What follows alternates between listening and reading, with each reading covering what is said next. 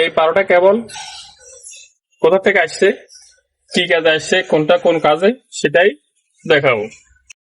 আসসালামু আলাইকুম। দেখলে বুঝতে পারছেন, মিটারের এই যে ফেজ আসবে, আর এটা হচ্ছে নিউট্রাল। মানে সবগুলা কালারের জন্য এটা নিউট্রাল, মিটার চলার জন্য যে নিউট্রাল লাগে, আমরা যেটা বাল্ব ফেলে চালাই নিউট্রাল লাগে, সেম এখানে নিউট্রাল লাগবে।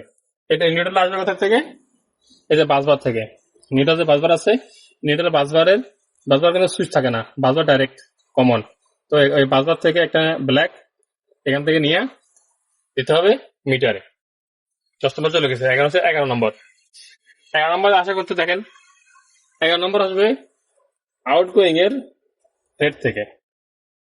আপনি যখন মিটার অন অফ করবেন, তো অফ থাকে, তখন মিটারে ওরা দেখতে পারবো যে মিটারের আইসিলোটার বন্ধ আছে, আউটগোয়িং লোড নাই। এই 11 নম্বরটা কেবলটা আপনাকে এই কাজে ব্যবহার করছে, যে আপনার রেড কেবলটা যে কোনো একটা মধ্যে লাগালে চলে, তো ওরা রেড সোর্সে লাগাইছে। রেড সোর্সে লাগানোর উদ্দেশ্য হচ্ছে সব জায়গায় ইন্টারন্যাশনাল প্রথমত রেডেই কানেকশন হয়। তো 11 নম্বর কেবল হচ্ছে সুইচে যদি বন্ধ থাকে, চালু থাকলে বুঝতে পারবো যে চালু আছে, বন্ধ থাকলে ওরা বুঝতে পারবো যে এটা বন্ধ আছে। তো এটা হচ্ছে 11 নম্বর কেবল। এখন হচ্ছে রেড স্টার দিছে, আবার যে 12 নম্বর কেবল। এখন হচ্ছে আমরা দিচ্ছি 12 নম্বর কেবল। 12 নম্বর কেবল আসবে কোথা থেকে?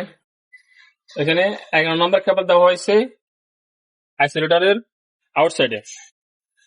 আর সেম আরেকটা কেবল আছে 11 পরে রেড লেখা ছিল, আর লেখা আছে আর, আরটা আসবে আইসোলেটরের ইনকম আরে, মেইন কেবলের সাথে কানেকশন হবে। একটা হচ্ছে এটা হচ্ছে আর লেখা শুধু থাকবে, আর এটা হচ্ছে 11 নম্বর। 11 নম্বরে আউটগোয়িং আর থাকবে, ইনকম আরে রেডে। আর 12 নম্বর কেবল, 12 নম্বর কেবল আসবে আপনার সেম আইসোলেটরের ভিতরে।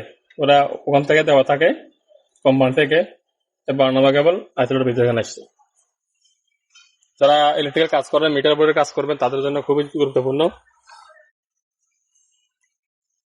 এই সম্পূর্ণ মিটারের কানেকশন কেবল, সবগুলো মিটার কানেকশন হবে।